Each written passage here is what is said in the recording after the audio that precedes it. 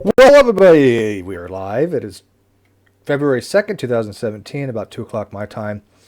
The link to get in is in the video description. I will probably put it on my G Plus page. We'll get some people in here. I wanted to have a hangout real quick, maybe for an hour or two, to discuss C. Brown's latest claims. Yes, he has actually two very, very amazing claims out there. He has been claiming that one, that Dr. Mary Schweitzer did indeed say that she had found red blood cells numerous times, and claim number two, that they did in fact find red blood cells. So he has two claims out there: one that she has said it, and two that they actually did. And yet, for the last 24 hours, CRISPR and myself have been asking him, "Where's the evidence that she has said this? Where's the evidence that they found this?" And he has been able to not give a single solitary citation where she has ever said that she found red blood cells. Now, when we asked her about this the other day, she made it very clear that she has never said that she found red blood cells because she doesn't know what structures they were. She has no idea what these little structures were. She couldn't validate that they were red blood cells. As a matter of fact, in her paper, she explains why they couldn't validate, because of something with the hemoglobin. But she actually confided in me, and before we went on air, and she said, I don't think they are red blood cells, but they could be. But C. Brown definitively thinks that they're red blood cells. Actually says that they are, and that there's evidence that they are, and that she has actually said that they are. So I would like C. Brown to let us know what that evidence is. I've been asking him for solid evidence for 24 hours now. So has CRISPR. We've gotten nowhere. He's given us, I don't know, a dozen links or so. Nothing has said so far that she has ever made the claim that she found red blood cells. Everything he's pointed to has said they resemble structurally something similar to red blood cells, but has never, ever been able to produce anything where she has actually came out and said red blood cells. So I want to have a hangout on this real quick. If you guys know anything about this particular exchange with C. Brown and I, please come in and let us know what you think. It's actually on the post that I did with... what post was this? Oh, this was on the Great Debate Community, where I had listed to Jen Peoples and Matt Dillahunty about the hangout we did with Dr. Schweitzer. And that's when he piped in, and he said that they did in fact find red blood cells, and she was just kind of hiding that fact. I'm gonna actually screen share this so you can actually see the post and what he's saying, and then we'll kind of get people in here. So let me see if I remember how to do this here. Hey, Pew. Yo, what's going on, Steve? Hey, not much, buddy. Give me a second here. Let me see if I can screen share this so we can show you what we're talking about here. Okay, you should be able to see this in the live feed. Okay, so this is the post. This was the Great Debate Community. Dr. Schweitzer joins the Great Debate Community to discuss her work. And we're going to scroll down here because this is all kind of fluff here, and to the point where he actually starts making his claims. And... let's see here.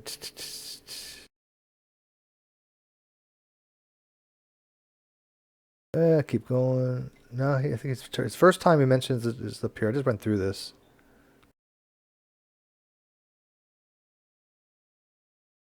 Okay, so he says the blood cells, the carbon 14, and then when I point out that she never said she found red blood cells, he continues on and says, she said that on 60 Minutes. We know how this one goes. It looks like design, but it's not.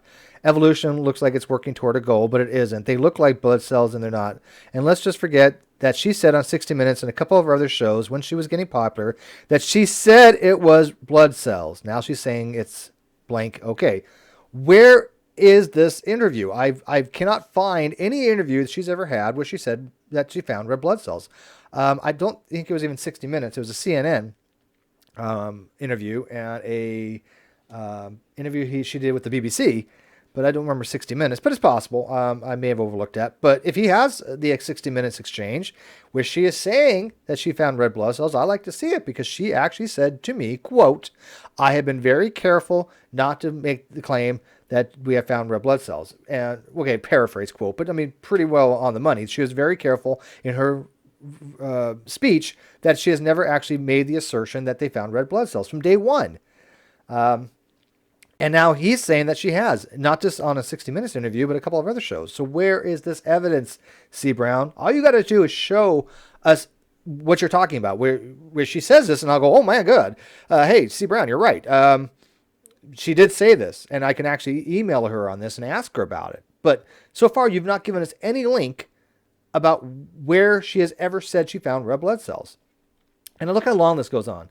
And this again, this CRISPR, and you can read it for yourself. He gives us some links.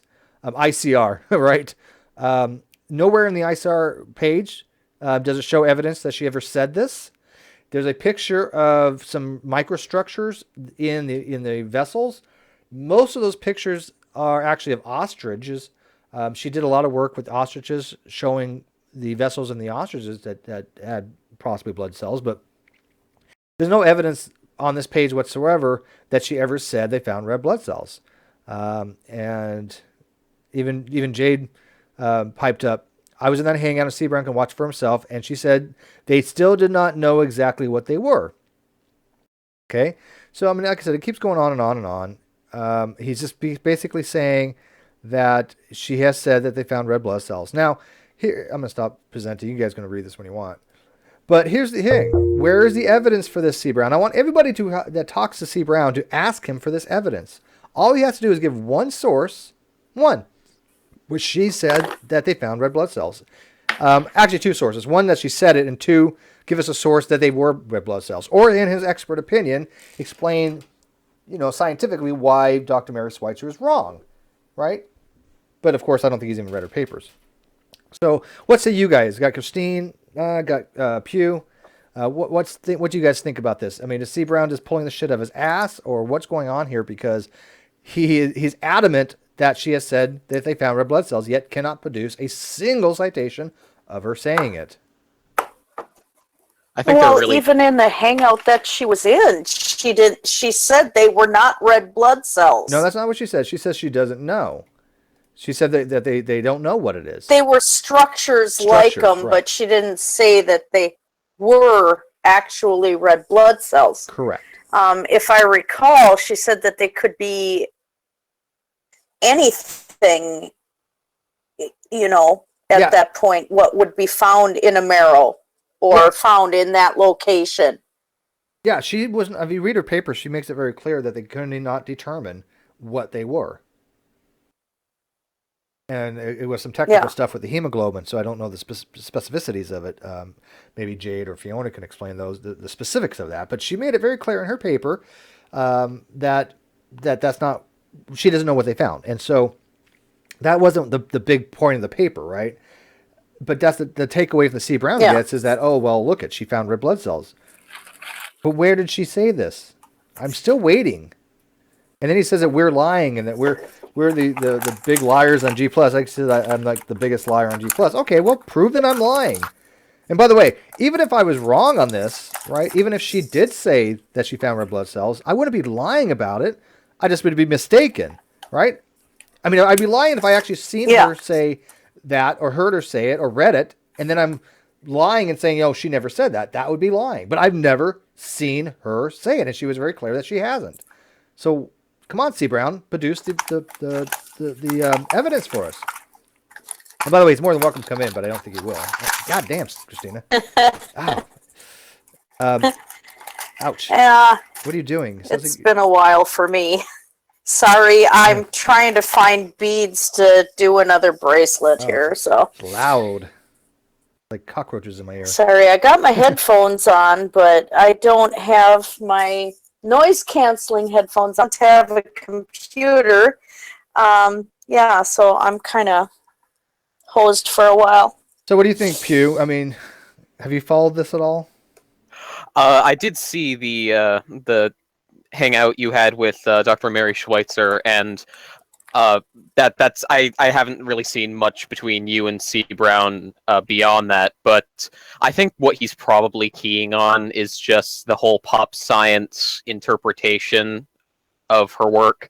For example, another thing that's sort of like this, but not quite, is when a while back there had been a bacterium or something discovered that was able to incorporate arsenic into its DNA, and like a week later I was seeing on all of these like pop science websites alien life discovered. It doesn't use conventional DNA. And so I think that this is really just more of pop science blowing it out of proportion. C. Brown reads that and then infers that Dr. Schweitzer actually is the one to have made the claim That might be a good that point. it was in fact blood. Yeah, that would be a good point. I've actually seen pop science say Yeah. some pretty silly things. I mean, I remember one that just kind of took my breath away, where it said literally, Stephen Hawking says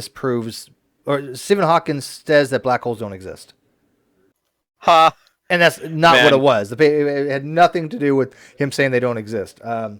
There's just a type of a mechanism that was thought to be able to produce black holes that they kind of like questioning for a certain type of black hole. But of course, black holes exist. We know that they exist. They've been known that they had to exist for many, many, many decades before we even detected one, because it's just a product of general relativity. But yes, pop science does this all the time. They make headlines, and then you have to kind of read into it. That's why you don't get the story directly from something like... You need to get the story directly from the paper, not just from a third-party news source. And we have given him the links to her papers. He has her papers. I don't think, again, he's ever read them, but he has the links. So if you were going to demonstrate to me, Pew, that she has said this or she has claimed this in her work, don't you think the best source to go to would have been her papers, not ICR? Yeah. If you were him? You would go to something she said or wrote rather than people who she has specifically disavowed as being good representatives of her work. So, And yeah. that's what I don't understand. Yeah. I don't get it that he's willing to use third-party sources so easily, even though she's adamant that they're wrong and that they're twisting what she says. He doesn't seem to care, right? I mean, it doesn't matter to him. Truth and honesty makes no difference to him. He actually is pretty much calling her a liar at this point. And she's just annoyed by it. And I don't blame her. I don't blame her at all. I mean, she's like, these people are supposed to be Christians, and yet they're attacking her credibility and saying things like, oh, well, she was hesitant to produce her findings. No, she wasn't, C. Brown. As a matter of fact, just the opposite. Jack Horner actually instructed her, this should be your PhD work. And encouraged her to try to falsify her own findings. No, but Steve, my narrative. My narrative? Yes. I was just gonna. It's his narrative His that narrative. she said this, and yeah, and he's not going to let go of that. I'm afraid. He's got it so dead set in his head that his facts are the right facts and not hers, even though she was the one who discovered this, that he's right. And, it's just, I don't know how to combat that. Well, I mean, the only way you can combat it is by pressure on him and say, hey, come on, C. Brown, you made two very, very, what's the word I'm thinking of? Grandiose. That's a good word. Grandiose claims, right? He made the two claims that, one, they found red blood cells, and two, that she said that they found red blood cells. So he has to produce documentation for either of those. I would say both, actually. So he has to produce documentation for both. Where is it? And by the way, I just messaged him. Let me get the link to this particular hangout. Like I said, I doubt he'll join because, they don't bother. Because they know they're going to be asked for evidence. When you were screen sharing, it looked like you had an email from him. Yeah, he's been in communication with me today. Not an email, but it's not an email. It's a notification that there's a comment made by him. So here's the YouTube link. Let me give it to him right now. So C. Brown, here you go. Link to watch us asking you for evidence. Yeah, I haven't really had much interaction with C. Brown before, nor have I seen a whole lot of, what he's been in. So Lucky I'm you. a little bit of a, Well, I mean, it's kind of like he's kind of like Ronnie in a way that he loves to jargon bomb, but in a way he's even worse than Ronnie because he knows a lot more vernacular than Ronnie knows, but none of it's correct, right? So when he's having his conversation with CRISPR or something, I think most of the time CRISPR's just trying to figure out what the hell he's actually trying to say. because he's just throwing words around as if they mean something, and then he has to kind of parse out what his context is without trying to be too disingenuous, right? I mean, CRISPR is a pretty charitable guy, and he'll take the most charitable interpretation of what somebody's saying, knowing full well that CRISPR has no education in this field whatsoever. But it gets to the point where it's just such babble that it's just gobbledygook, and I don't think you could ever make some kind of coherent conversation out of it at all. All I needed to hear was worse than Ronnie, and I was like, okay, yep. Well, I got a pretty good idea now. Yeah, I mean, because he probably knows, like I said, more terminology. But when he starts talking about genetics, I have to ask Isaiah, what the hell is he even talking about? And Isaiah's like, I couldn't even begin to venture a guess. So, I mean, he's made all these other Steve, claims too. Did he memorize the periodic table? Did C. Brown actually take the time to memorize? Like, let me repeat, memorize the periodic table. One of the most obscure fucking things. I still would like to know if Ronnie actually has done that. I'd like to quiz him on that. I mean, if I had to, I could probably come up with the first maybe 20. But after that, I've never memorized the periodic chart. Why would you? But I mean, I really would like to know if he has. Oh my god, that would be fucking funny. Come on, just watch Ronnie stumble over himself. Come on, Ronnie, put on a blindfold and do that on camera with your eyes completely shut. I want to hear, you ramble off the periodic chart. That would be kind of interesting. No, so he get the first funny. 4. Adenine, cytosine, guanine, and thymine. He would definitely get the first 4. Yeah, the periodic table. Okay. Oh my God, can you imagine if he did say that? If he starts rambling off, he would win dumb fuck of the year again. Given, right? Just for that. Well, it was funny because it's funny because Hogtie, again, one of the more charitable people in our community, he had heard Ronnie say something to the effect many times that the breaking of any kind of ionic bond will produce sodium chloride, and of course, sodium and chlorine. So he's like, wait a minute. Well, how would that apply to something like lithium bromide or potassium chloride or anything like that, right? So he's wondering if Ronnie doesn't know the difference between salts. Drags asked the same thing, or if he just kind of misspoke. And he's given him the charity that he probably just misspoke and thinks that the breaking of an ionic bond of salt, of table salt, like sodium chloride, not applicable to all different types of salts. And I'm like, Togtai, you're being far more charitable than I would be at this point. But I would like to ask him that as well. So, because if he thinks that's true, that's an instant dumb fuck of the year, guaranteed. I would think. Don't you? I mean, come on. I mean. Yeah, I mean, there might be some actual competition with G-Man for the Lifetime Achievement Award there. Oh, well, the Lifetime is going to be a whole different ball game. I mean, I think G-Man wins that, but it's debatable. I mean, I'll listen to both sides on that. As much as I think Ronnie's a fucking moron, G-Man just has much more of a Lifetime Achievement, I think, on that. Well, to be fair, I've only spoken to one of them, so... You've never spoken to G-Man, or I've never spoken to Ronnie. Oh. Aren't you fortunate? Right? Yes. No, but I did have the, I guess I'll call it a displeasure of speaking to a man named Sean. Oh. I don't know, like the lion as his profile picture. Yes. Is that the one that you guys were talking about? Yes, the one that was an ex-Navy. Yeah, I wasn't lying, right? I mean, he's actually criticized me ad nauseum after I called him out numerous times for him not knowing what the fuck he's talking about. And people that have no physics have all agreed this guy does not know what he's talking about. He has claimed to taught physics. He has claimed to have written peer-reviewed papers. He has claimed to taught biology, I believe. I mean, really? Well, I hope not that last one, because the only interaction I have had with him so far is just in YouTube comments where we were talking about abortion. So, yeah. Oh boy. He betrayed a certain level of ignorance on the subject, so... Well, it's funny because, I mean, they had mentioned a few times that there's a couple people in our community that disagreed with me about a human zygote not being a human. And it was only like, I think we did a straw poll, and it came out to about maybe 5 or 10% at most. That's being generous, but I would say about 5%, including Sam thought that, he called it a zygote. Fiona didn't. I don't think Hogtie does. And, it's one of those things that, it's up for discussion, right? And it's something we can discuss, but my stance was pretty staunchly that a human zygote is not a human being. And No. I think that 95%, like I said, agreed with me, but the other 5 didn't. So they're like, oh, people were schooling Steve on this, that he had to be corrected, that a human zygote is in fact a human.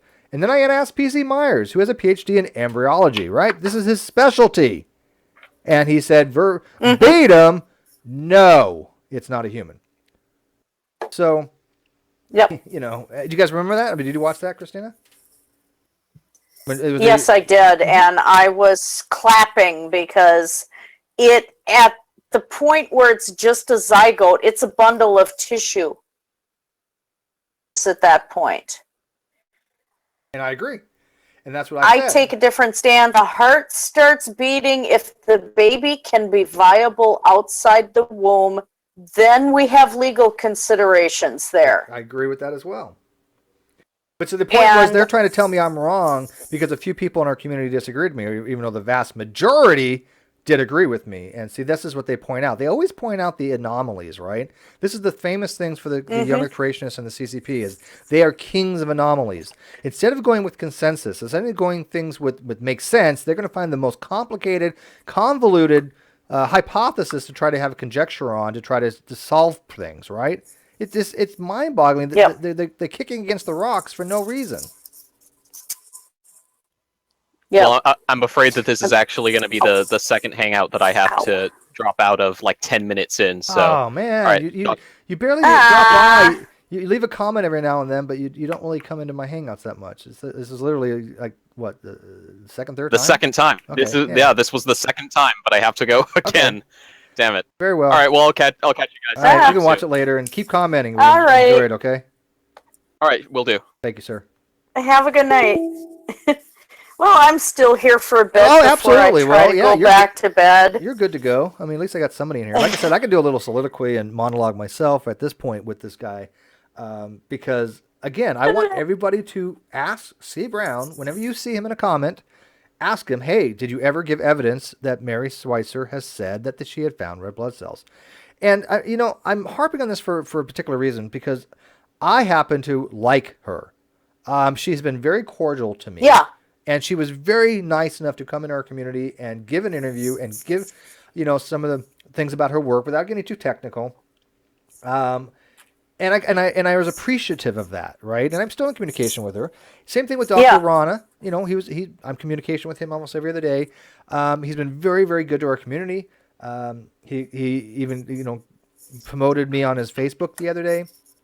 So nice. Yeah, I mean, we may not agree with their theology per se, but that's irrelevant. That's a secondary or even a tertiary thing.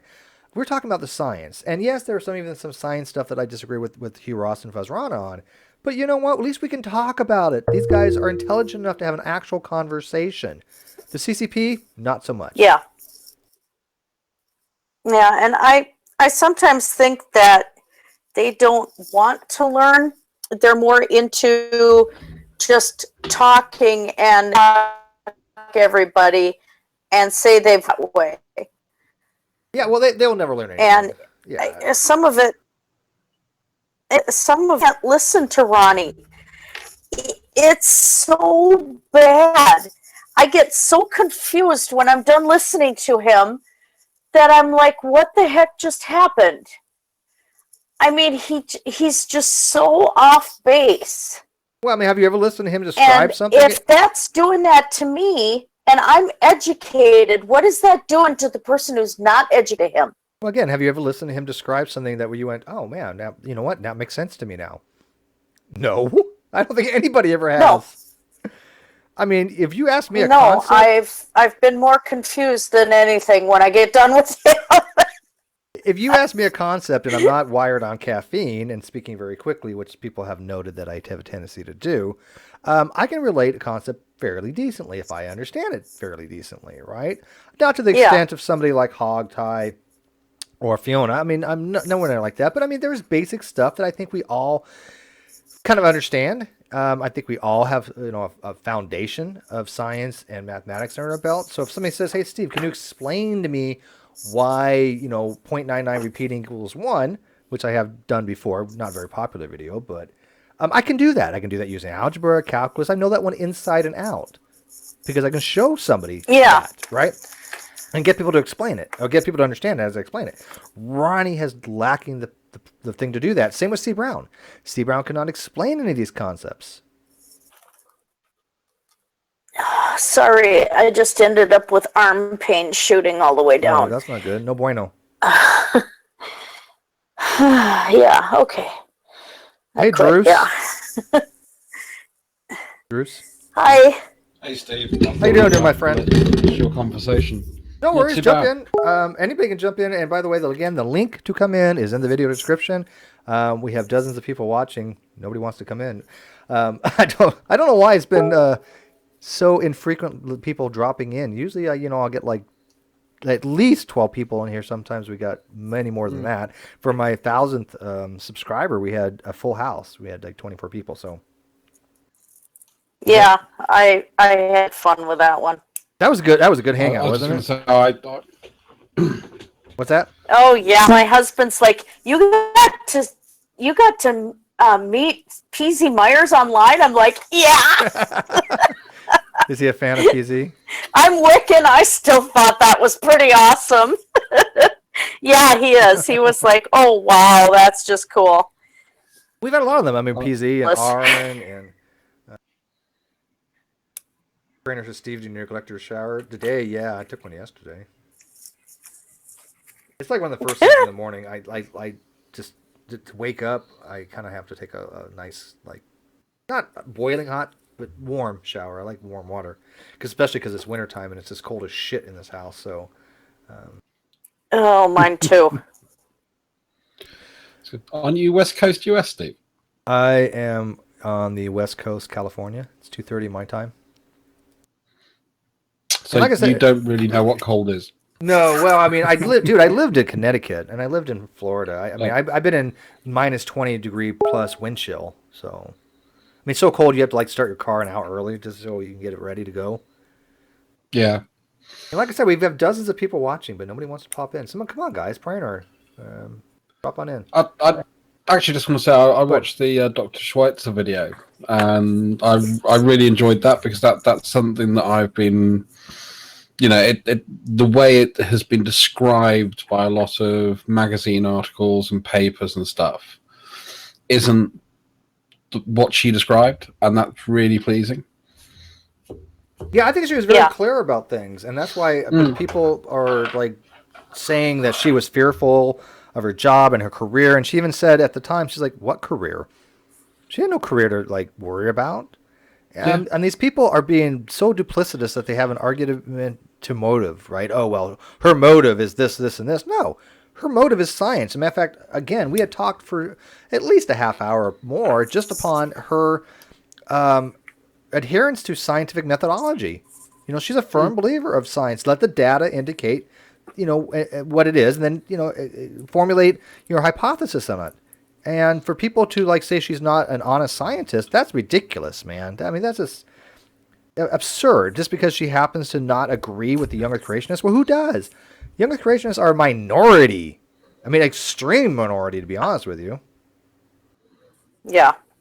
And I love what she said is that, I recall you asking, or somebody asked why she doesn't get into the community more and talk about her findings a lot more. And she said straight out that she's about the data and that is a waste of her time. Let the other people who,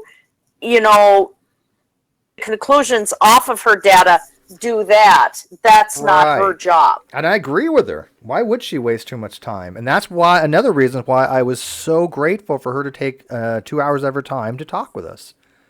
I mean, that's pretty impressive. Yeah. Nobody's been able to get an interview with her for a very long time. And then for them to just go around and say, oh, well, you know what, she's lying, or she's not telling you that she found this because she, be in trouble if she did. I mean, come on. That's, again, an argument of motive. But it still doesn't matter.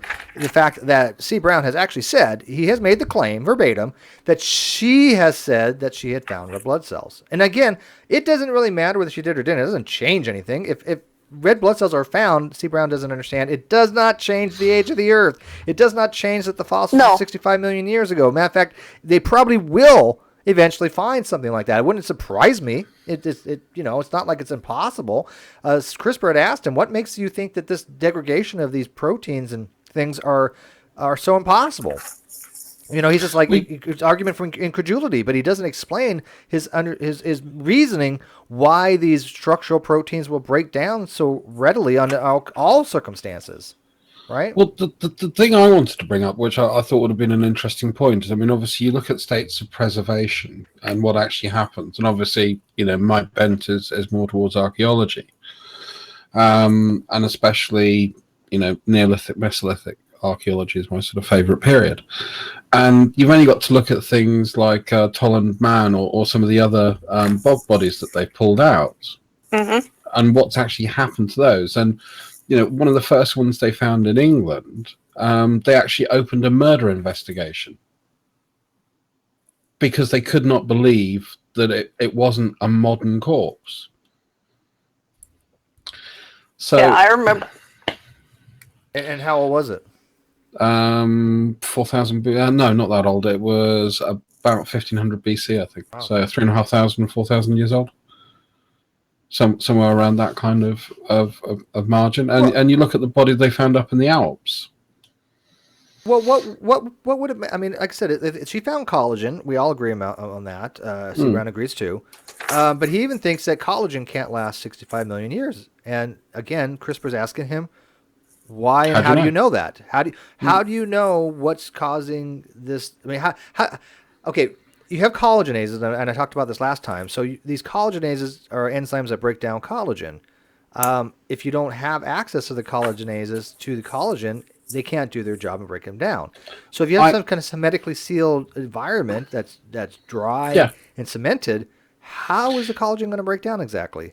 See, I don't even think you need that. I think all you need is, I personally think it would work in liquid where you are excluding oxygen, and then that gets buried in the sediment.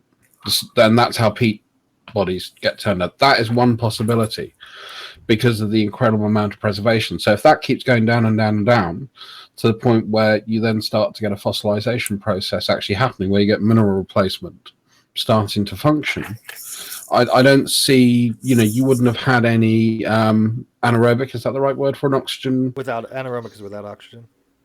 Yeah, so it's the opposite. So you wouldn't have, the bacteria, the enzymes being able to consume the physical material, because there is no oxygen for them to consume to actually undertake that activity, because they can't exist in that environment. Yeah, that's one of the things we mentioned before, that they were isolated from bacteria. She had actually mentioned, and I don't know if it was in the interview or prior, I don't remember, but she had said to me that they first thought it might have been a bacteriological bioform, and that they ruled that out. Now, again, the technological aspect of it, the complexity of why they were able to rule that out, I don't know exactly, but she did say that they were able to rule that out and find that it wasn't a biofilm, and that's one of the reasons why they had to come up with another conjecture. And she found that the existence of these irons would cause a preservation type thing. And by the way, Bob, hey, I'm glad you dropped by. I'm having a hell of a time find your name to add you to these things when I do these through the moderated hangout. So does it come up, like when I start broadcasting? Do you at least see that it comes up? Because I always try to add you, Bob. Yeah, it comes up on my G Plus and that. Yeah. Okay. Good. But a lot of times, if I'm on a truck and I'm in another hangout, I won't ever see it. I got my notifications turned off. So. Okay. So if I see you in another hangout, I'll just drop you the link. Because Tom usually invites me to his. But anyways, so you've been following along? For a little bit, yeah. There's collagen and why would it degrade and everything else, yeah. Well, there was another thing. I had a bit of a thread argument with C. Brown, and he's banging on about X, Y, and Z. And I just kept asking him one question.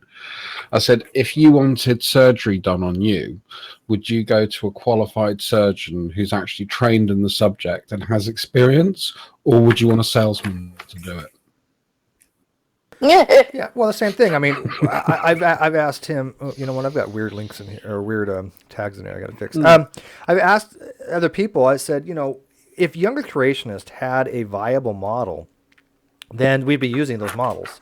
Why don't we use a young Earth creationist model? Oh, because they don't work. That's the thing. And if you had a medicine based upon young Earth creationism and that biology wasn't predicated on environmental concepts, you couldn't have a lot of things.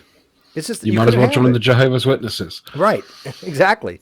Because literally, Yeah. I mean, how would you have immunizations? You couldn't have any reliability of them because, you can't say the reason why bacterial resistance comes to play. You can't say because of horizontal gene transfer.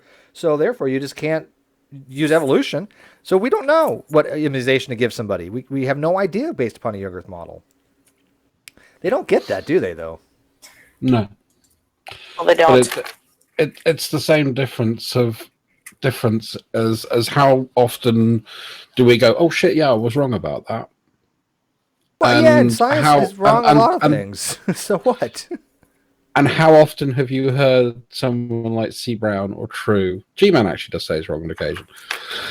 How often do you hear these people, especially spoken, say, oh gosh, I was wrong? With science, never. Never happens. No. And there's a reason for it. Well, besides the fact that they think it's going to make them look, lesser in the eyes of people. I mean, in fact, I think when people admit they're wrong, I mean, that's the person I want to listen to, right? Because I know they can be corrected. And especially if they admit they're wrong right off the bat, right? If somebody says, you know what, I fucked up, and I'm going to admit that I'm wrong, that's the person that I want to have a conversation with. But the reason I think that they actually do this is every time, they're having either an evolution or, age of the earth or, whatever, anytime someone says, oh, I don't know, it must be God. Well, they do use that a lot. That's why they don't say they're wrong. Yeah, the God But of the in my gaps, view. the God of the gaps argument is prevalent among them. But So it's the opposite. It's the reverse. If they say, oh reverse God gosh, of the I could be gaps. wrong, it can't be the God of the gap. yeah, it's reverse God of the gaps. So I think it's almost like projection from them. I think I don't want to give them motive about why they do what they do. I don't know. I really want to still go back to like the science of the young Earth creationists, and I want to start having hangouts about those again, like I did, my early days. Unfortunately, it is far more difficult to get young Earthers nowadays because they know that they're going to be asked questions in here that they probably aren't prepared to answer. But they're not treated poorly. I don't think anybody out there that's ever watched my things think that we're so belligerent toward young Earth creationists. You're breaking up, Steve. Am I? One sec.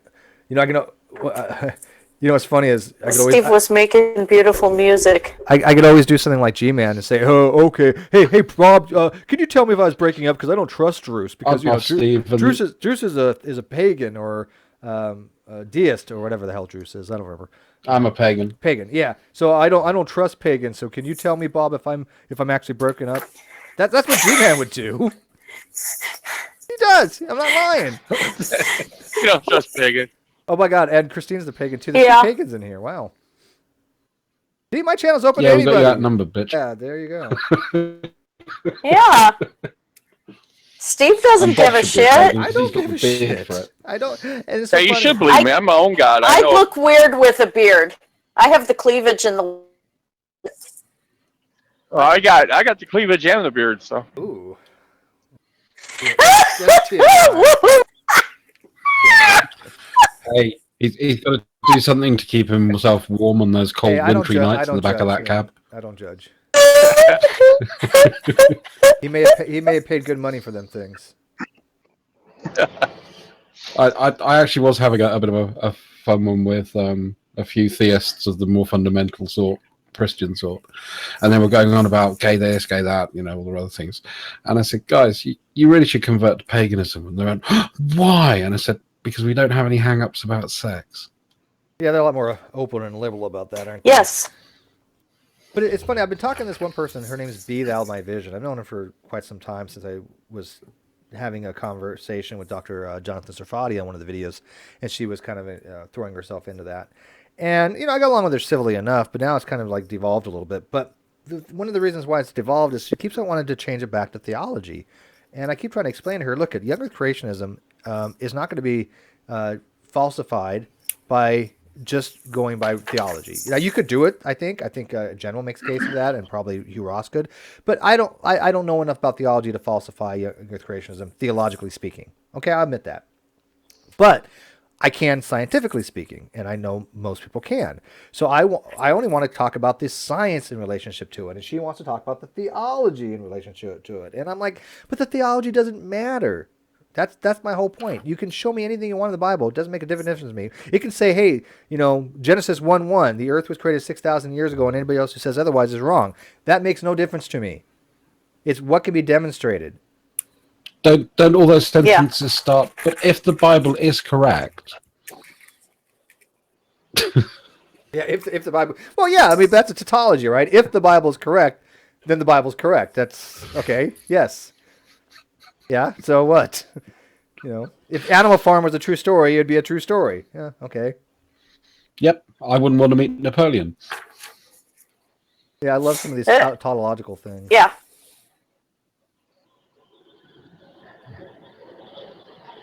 C. Brown hasn't gotten back to me yet. Like I said, he'll never pop in. Apologia says, who's C. Brown? C. Brown is basically Ronnie Light. No, I have a phrase to describe Steve Brown, and I actually did nick it. I put it in the side chat.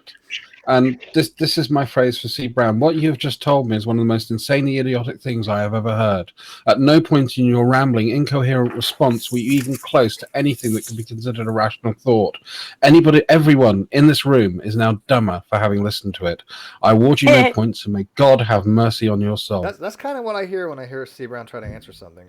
And he actually said in this thread that he's answered my question numerous times. And I brought in Fiona, Jade, CRISPR, and I don't remember who else. And I said, hey, can you read this thread? Has at any point in this thread, has C. Brown ever shown a link to where Dr. Schweitzer has said she found red blood cells, or provided a link that we have actually found red blood cells? And again, even if we have, I'm fine with that. It doesn't change anything with me.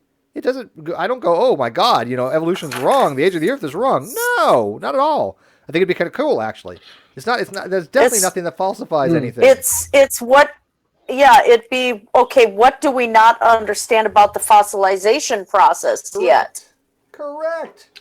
That's all that crap. And that's what was her work was on. The fossilization process is more complicated than understood. Right. But I think the other problem as well is the way that people like C. Brown are describing it is, oh yeah, they cut into a bone and it bled. I'm not kidding. Oh God. That is the kind of, and I don't know, if he truly believes that or not, but that is the impression I get. They made T-Rex burgers. If I'm wrong, C. Brown, I will apologize to you face to face. Yeah, they made T-Rex burgers. Paul, do you happen to remember the exact question you had asked Dr. Schweitzer, where she had actually responded that it was basically completely wrong? I don't remember exactly what Paul's question was. I have to go back and watch the video. But at some point, he did ask her a question, and he said, "It's like no, not even close to being correct." She said it was totally wrong. But I don't really. I think it was. Did you find? I mean, I know when someone said, "Did you find red blood cells?" He was something like that. That's why I wanted to know. What he said. And she replied, "No, we can't. We don't have enough information for that. What we have found is." Something that has iron, so that there is redness in it. It has the right sort of shape, but we don't have enough data to be able to say that it is red blood cells. I think it might be, but I don't know. I think was I don't think she said that, because she had told me she doesn't think that they are, if I remember correctly. Well, that could have been the collagen side. But I know when she was describing, they got the right sort of shape and the right sort of color. Well, that's why I want to know exactly. And again, I have to listen to her again. I want to know what was actually Paul said. I know Paul said DNA. But I don't remember if Paul actually said, did you find red I think they've cells? sequenced some protein, haven't they? Well, collagen, yeah. Collagen's a protein. Yeah. Yeah, so of course. But see, the collagen is made up of amino acids, right? Protein's made up of amino acids. Yeah. So Ken Ham and Georgina Perdome, slagged Mary in a video a few hours ago. I had actually reached out to ICR again and AIG, and Georgina Perdome was part of AIG, and they asked, to provide Georgina, because one of the videos that I'm on in the comments section is a speech that Georgina gives, and I was explaining my interpretation of the RNA world hypothesis a little bit, and basically how RNA acts as an enzyme to do catalyzation peptide bonds and amino acids. Mm. And that one chick I just mentioned before, Be Thou My Light or whatever it is, she says, well, why didn't you just get Georgina Perdome to come on your program? Because you have all these other people. Why wouldn't they? And I said, you know what? I would love that. I've asked her. I've tweeted her. I was like, her name's Sharon. I said, Sharon, I can't get these people to come on. It's not like we're lack of trying. We want them. I would be thrilled to have Georgina Perdome come in here and explain to us things like her claim that mitochondrial Eve only lived 6,000 years ago instead of 200,000. That's a claim she has. That would be a very interesting hangout where she could provide, molecular evidence of the molecular clock for mitochondrial DNA to show that this last common ancestor for the mitochondrial DNA was only 6,000 years ago. I'm sure Isaiah Sloan, CRISPR, Rational, Fiona, Hogtie, any of those guys would love to sit in and listen to that. Don't you think? Yeah. So Ken Ham started a news show. I don't know if you guys have caught that. I have not. What is Kenny up to now? So every second day, I think, or so, for the last week and a half, he and his crew, he and his brother-in-law in Georgia, get on and they read news stories and then they respond to them from their perspective on Facebook Live, which gets about 1,000 viewers or so. Anyway, today's show, they were complaining about Mary Schweitzer, specifically because Mary's latest paper found a dinosaur. They didn't dispute anything in the paper other than that it was 80 million years, and they kind of were ripping her apart for not considering that the time frame is wrong, as opposed to all of her elaborate. They characterize it as an elaborate dance, right, as to how to try to explain it, and they characterized her work as basically a tautology, saying that they think her only evidence that these things lasted this long is that they lasted this long, and so they were. The funniest thing, Paul, is that she has looked at the evidence because she used to be an Earth creationist. Well, of course. So, for them to say that she has not, considered other things, she did consider other things. That's why she is no longer a young Earth creationist. Right. So I wasn't gonna, necessarily react to anything Ken Ham did. I've been stuck with Eric, but I don't know. Today's video, I may have to respond to, because it's one of their own. Like, I don't get it. I do not get it. Because again, anybody who goes against the paradigm, it doesn't matter whether you're Christian or not, right?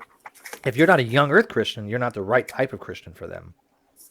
Now, when you respond to Ken Ham's, are you gonna pull parts of Steve's video out with Mary Schweitzer? Please do. Please do. Oh, yes. That would be my excuse to pull up that quote, because it directly addresses what they're talking about. That video hasn't got enough traction yet, but I think it eventually will. I told her that it should get at least between 1,000 and 2,000 views. It's close to it. I don't know. It's like 700 last time I checked or something like that. 6 something. I've actually contemplated. I've contemplated reaching out to you to make you sexier thumbnails, because your thumbnails look terrible. Yeah, that particular thumbnail on that one, I showed Fiona first. You know what? I might make a thumbnail for that one. Because there's a few of them, like the one with Aaron and the one with the others. A better title, a title that doesn't make it sound like a lot of your videos. Rightfully so. They're conversations in the moment. Well, just make it happen, man. You got the talent. I'm gonna be appreciative of anything you do. Sure. I mean, the person that the Great Debate thing slogan for my artwork, somebody did that for me. Some of the other things, people had made a video for me. Arguing from Ignorance made a whole video for me that I just got modified because he didn't want it on his channel, but he thought it was important enough to throw up there. So here, just take it. And he's got a shit ton of subscribers. Like I don't know what it was, like 80,000 or something like that. Wow. He's got a lot. Argument for Ignorance has a lot. Maybe it's not that much, but it's definitely tens of thousands. But that's a long tail video. That's going to last as long as your channel. But if like I said, if you make a thumbnail for it, then yes, I'll definitely just put you in the credits. Yes. But also thank you for making a playlist finally for me of You're welcome. Your past videos that are worth watching over and over. Is that a little more convenient? It was for me having being relatively new to the community to know what the greatest hits are. Did you like the ones with like King Crocoduck? Those are pretty good. Yeah, no, absolutely love Crocoduck, and those again. You pulled out exactly what I was hoping you would, which was Good. I'm your here to serve you, highlight Paul. reel. Perfect. That's my whole point. Well, I mean, you at least have a noble cause, right? I mean, my cause is obviously to get people out of young creations, but you have more important things. You have kids that you want to be educating in this, and I think that is the most important thing in the world for what you're doing, what you're doing, and I applaud you for it, man. Immensely. Well, thanks. Yes. Although it's interesting that I every week or so I get contact from someone in my former circle who contacts me, who wants to remain anonymous because they don't know what they're doing yet and they're afraid to come out. But I'm at least making impact in my former circle, which I appreciate. Well, hopefully, maybe you can start bringing them into the great debate, and maybe coming in here. And my favorite discussions are the ones that are not antagonistic, the ones that are not two people kind of clashing. My best hangouts, the best ones I enjoy the most, are the ones where I have a young Earth creationist that really wants to learn something, and really has an honest, open way of approaching the science, and we can have a conversation. Because I think those are far more effective to get a point across. Not as entertaining, don't get me wrong. I mean, the drama, people love the drama. I'll have 3 times the amount of viewers if I'm actually having a person in here where there's obviously a fight going on, or people being antagonistic toward each other. But that's not my type of hangout that I really enjoy the most. It's fun occasionally. Yeah, but having been one of those guys, I can tell you they're both valuable, because what's valuable about the G-Man or whatever is when someone is so embarrassing, but holds the same position I did. Like, that's where you kind of have to reevaluate your life, right? Do you happen to have a video of back in the day when you actually were like? No, I never debated. Like, I think I mentioned this before. I never debated this stuff because I was on full cruise control. It's like my pastors and my teachers and my Bible school profs just told me, we got it covered. We have all the evidence. Like, I just believe. But you had to defend it at some point. You couldn't just be teaching it without actually, at some point, having somebody questioning you on it and go, okay, well, why? Well, but I was one of those wishy-washy ones. Like, now maybe God did it by evolution, but whatever. Like, it was. You just kind of are so pliable in the moment. That's called indoctrination. Yeah, it's a weird indoctrination. So no, I unfortunately, I guess I don't have a. There's plenty of video of me, being. I was much more into, what does the gospel say, and I memorized the New Testament, and I was, all about the salvation message and whatever. So the old Earth, young Earth debate, I just kind of wasn't that big of a deal. Went along with it. No. We have a guy in our community, a really nice guy. His name's Mike J. He was a young Earth creationist, and he actually found a comment that he had left on a video going back several years, so like 3 years. And he posted it for everybody, and he's like, you know what? I couldn't believe that this is the way I was back then. I feel so, dirty and cheap and shit like that. And yet I was like, Mike, you've come so far from that that I think you should be proud. And I think it's awesome that you're able to look back and go, God, I'm so glad that I'm not like that anymore, and use that as an example to people to show them that this is the common tactics that young Earth creationists use. What he said in that post, and I don't remember verbatim, but I remember it well enough to say that basically he used the same old diatribe that they all do, right? And he's just like, I couldn't even imagine me doing that nowadays, because he knows better. 3 years later, he has looked into this stuff and goes, God damn, yeah, these guys are right. Microevolution does exist. Evolution does happen every day. The Earth is billions of years old. So it's cool to look back on old comments, right? And be able to go, shit, what was I thinking? Yeah. I guess part of, and this is kind of looking on a more philosophical level, but I guess, even if the Earth wasn't 6,000 years old, what would it really do to their religious faith? Does that make it any less to think that, yes, this planet is as old? How phenomenal is that? How phenomenal is it that we're here, that we evolved into the creatures that we are? I mean, that in itself is pretty freaking amazing, but they don't they don't want to have that sense of wonder without their short-term God in the process or something, I guess. Well, there's two types of young earth creationists. And they're that I missing the entire point. One type of young earth creationist will say, you know what, if I found out the earth wasn't 7,000 years old, it wouldn't be catastrophic to my faith. And the other one is the worst one. That one is the type that says, you know what, I can't even hypothesize or have conjecture that the earth is not 7,000 years old. That is a foundation of reality in my worldview. That's what the second type of young earth creationist says, that the earth model has to be true. There is no other possible way it could be. And that's the one that's dangerous. But that's almost because they almost worship the Bible. For them, the chronology of Bishop Ussher is correct, and this all has to go that way. Therefore, this is it. And I think a lot of Christians that I know, they read the Bible and say, "Well, it doesn't say how old the Earth is," and the genealogy they give isn't complete.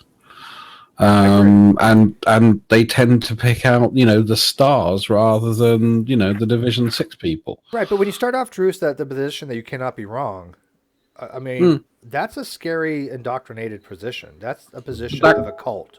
But that goes back to what I was saying earlier about the difference between, I think, people that are honest is we will say I don't know.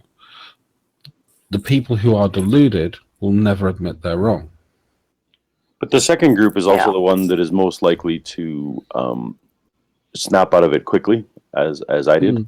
I find the ones who are most liberal in their faith interpretations, and again, I know that's not the goal of the group in any sense, but just observationally, those who are more fluid will just feel free to reinterpret the Bible on almost a daily basis. Whatever they see fit. So if one had a purpose, and I know some of the community do, to eradicate religion, it's actually easier to get rid of the fundamentalist group than the other. I suppose. I know an awful lot of Christians, and I don't think there's any harm in what they're doing, and I think for a lot of them it gives them comfort and it gives them a philosophy to live by. Cool bananas, all happy for it. I think being a pagan's a little bit different because it's not as strongly group orientated as Christianity, and I think that's part of what generates this fundamentalism or this view, is the fact that it really is a participation sport, whereas I tend to see lots of other people with similar faiths at high festivals, which happen 5 or 6 times a year. Yep, same here in my area. But I gotta try to go back to bed. I have to work tonight, and I've had very little sleep. So get to bed. It's good to talk to you again. I missed you, Steve. Yeah, well, we kind of just like ships passing the night. So, when I'm on, at least you get notifications now. I still have a lot of people say, hey, I it's not sending me a message when you're broadcasting, but I think the vast majority of them get them. So I don't know what it is. I don't know what's controlling it. I haven't had a message from you for ages, Steve. I know, you've told me that before too. I don't know. And yet, like Bob is sitting there saying that I had to...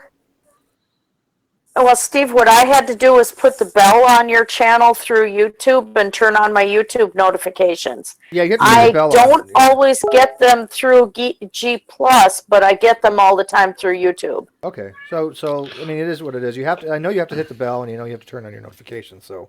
But yeah, yeah, free cat. So I am gonna talk to you guys later. Sleep well. All right, thanks. Night. I was going to say, Steve, if you ping me over the spec of your PC, I'm getting rid of a whole load of stuff at the moment, and I've got drawers full of memory, and 4 gig isn't very much. Right, that's how it holds, though. Okay. Yeah, the motherboard only has 4 gig. Oh, it's only got 2 slots. It only has two slots, yeah. I might send me over the model number anyway. I'll see what the max memory in is. I might have a couple of 4s knocking about. I don't. I'll see what I can do. I think the board Yeah. can hold 4. It is a That would make it a home-built very unit old. that one of my roommates had slapped together. But yeah, I'll let you know. I'll check it out. Yeah, I was going to say that would make it a very old motherboard. Yeah, it's not horrible. I mean, it's nothing that's like compared to what I had before. If you guys remember what I was using before, I mean, it's a godsend, but it's still way less powerful. I mean, this is probably like 8 years old, so it's definitely not like it's a brand new unit or anything. But it's enough to get me online, and I can play WoW, and I still get about 40 frames per second, which is decent. Yeah. But I mean, it gets by. I mean, I know that, like Hannah was supposed to send me a computer, but that kind of fell through. I'm gonna put you guys on hold real quick. My mom's calling. 1 sec. No worries. Guys, it's Hello? getting late in my end of the Steve? world, so Yes. I will also bid you How good are night. you? Good. Good night. Do you know if you even know who this is anymore? Yes. You never I know. call me. Well, I've been busy, but Good night, Paul. Nice to meet you. Good night. Yeah, good to meet you. Have a good night.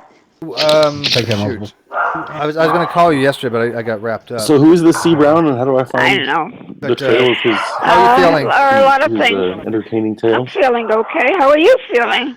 Feeling I decent. don't even know who I've Steve been Brown really is busy either. with my YouTube I think channel. probably just have to go to one of Steve's on. threads and All right, a lot of things Well, are Steve happening Plus, in I'm my sure. life. I don't know Oh, if you yes, know absolutely. anything Steve about Brown's it. in there somewhere. No. Well, Yeah. No. See, first of all, I'm going in for surgery. See some of the conversations they've been having so far. Right? I'm going on my eye, one of my eyes, what on surgery? February 20th. Huh? What type of surgery?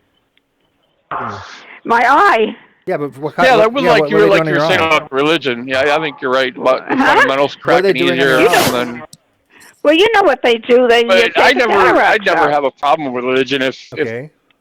Your the father religious had people it. treated it Cataracts, more like a okay, hobby. okay. You know, Cataracts. like people get into So football or when are you, basketball. when are you moving? I mean, they March 1st. they get excited March about it. 1st. They have their buddies over and watch the game on So far. TV. Into Menifee? Go to the games and participate, but they don't. Yeah. Okay. They're not trying to Same push it on place. anybody else and trying to tell anybody You else that looking they forward should, to it? follow on their team. Huh? Right, but the Are you Cowboys looking fans forward aren't a to voting it? bloc that affects Well, it will be confirmation different. hearings or Yeah. Supreme Court. Yeah. Well, I got to go get my license expires. My license expires this year. I got to go get. It's so scary, especially with the Supreme Okay, Court particularly, anyhow, because I know most of the conservatives hate the I lemon was gonna- test, which is usually used, maybe which you is a wanted very to come strict over test tomorrow for because Joyce to and Tom determine will if be the here about government noontime. is They're to in entangle California. religion.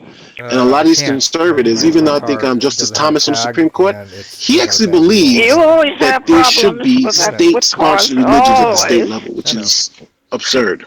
But I'm doing okay. I'm making money. Anyhow. I'm making Yeah. money off YouTube. And I've got a big Trump's channel on now. I've just had some record. big guests. He wants Very he very would prominent repeal. scientist on my channel. Well, the guy he's Lots of putting lo- out, lots of would people repeal listening to Roe my v. Wade, and broadcasts. there's all kinds of Oh, I'm interesting glad for you, but activism going on. There we was should get a something national steady. prayer breakfast. No, The it's fact an that there's income. still It's a an national income. prayer breakfast. But anyways, that the president goes to is, I'll give you. No, I'm if I was a be busy Muslim, with our that would show make me tomorrow. uncomfortable. But I'll give you a call on Saturday, okay?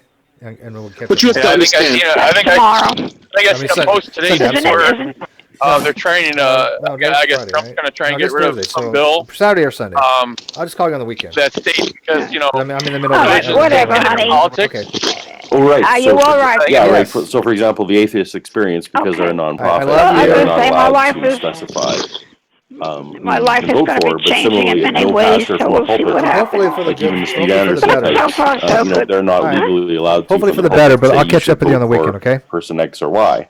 Okay, Joel. But All right. Bye now. this law would basically allow any nonprofit to put forth any political message they felt like.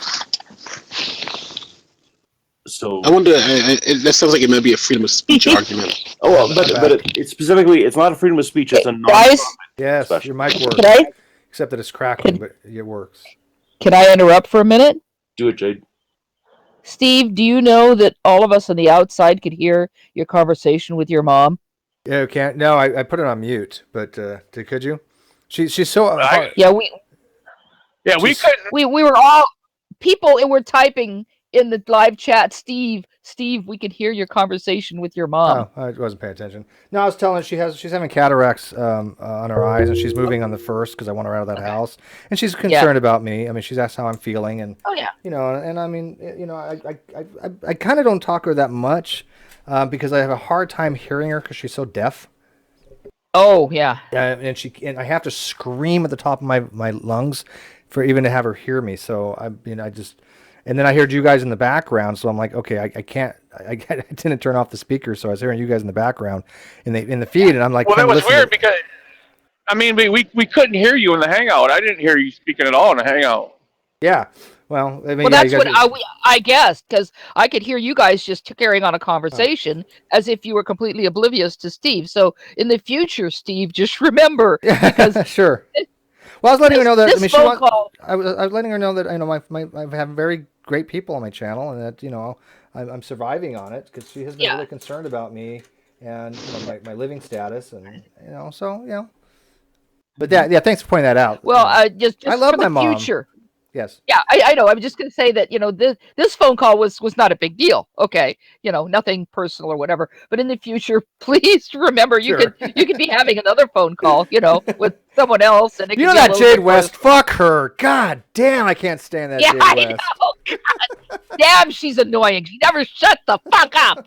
And no, I mean, my mom is a lovely old Jewish woman. I've explained to you guys that she's like pushing 90 or something like that, and she's just very, very old-fashioned. And I've been trying to get her to move out from my sister's for the longest time, and you guys may have known that CPS or not CPS, not Child Protective, SS, whatever the services for the protection of elderly. Adult Protective Services. Yeah, Adult Protective Services got involved because my sister is neglecting her.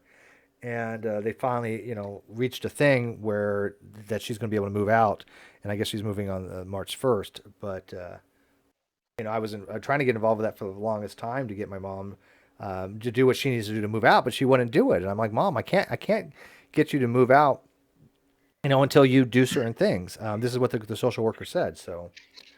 And then she wants me to drive, and again, my license is going to be expired here on the 14th because it's my birthday, and that's when it expires.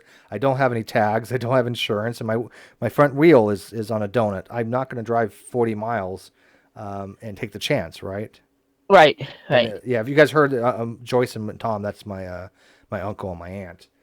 I haven't seen in a long time. I'd love to see them, but I'm not driving 40 miles without tags and insurance and. No, especially not in California. No, yeah, that's a huge fine. I'm barely making enough to survive right now. I can't even afford insurance. So I'm not going to drive until I'm able to. So yeah, it's here in California you can and not just that. It's not only the fine, but then the points you'd get on your insurance. Oh God, you're doubly screwed. Yeah. So I mean, I got a couple bikes. My kids don't ride it anymore, so bike riding's cool. Fuck. I don't mind bike riding, but yeah. Well, at least you guys get to hear my mom. I mean, she's a real woman. I mean, she does exist. Yeah. Yeah. I don't know how long I'm going to be able to stay in here because I'm having one of those days. We have storms again, so I'm having one of those times when my connection keeps zipping out. Well, there it goes again. Well, hang in there until you it goes out, I guess. Yeah. It's probably gonna be a long hangout. It's just I was talking to C. Brown, and I was just like, come on, I really want C. Brown to provide this evidence that he's talking about. You've been following in that feed. Yes. Has he bothered? I mean, I didn't get this in any of the feed, but has he bothered to watch the hangout with Mary Schweitzer? You know what? Didn't even ask him. Because she's very clear about what she saw. And you remember, I mean, I love her answer. In the very, very beginning of the hangout, when I asked her about, was she afraid for her career? And, what about that big meanie Jack Horner and stuff? And she just laughed and said, what career? Yeah. Great answer. I mean, it's a beautiful, listen to her laugh, that wonderful laughter there. What career? I mean, wasn't this brought up on the atheist experience too? Hang on a sec. Did she sound duplicitous or evasive or anything like that? No, not at No, all. she was She was completely open about straightforward it. throughout Yeah. the whole thing. I mean, she was wonderful. I do wish we had gotten that little soundbite afterwards. You know what? Do you have her email? I Why do. don't you send her a message, and ask her about the carbon dating that she did, and ask her if it would be okay if you showed her answer, because you could get an answer from her in email and saying, yes, I sent a piece to, I took a piece, this is how I took it, and I sent it to this person, and it was carbon dated and it was carbon dead. And that would solve part of the problem if we just I had could, that but email I don't from her. need to, because I actually found another interview she did where she actually said the same thing.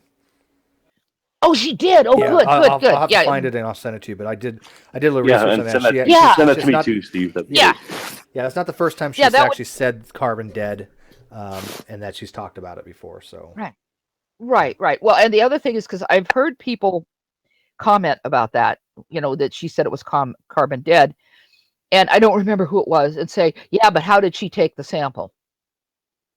You know what I mean? Like, she's a paleontologist, she doesn't know how to take a sample, but they're going to look for anything, any little bitty thing that they can use to challenge her.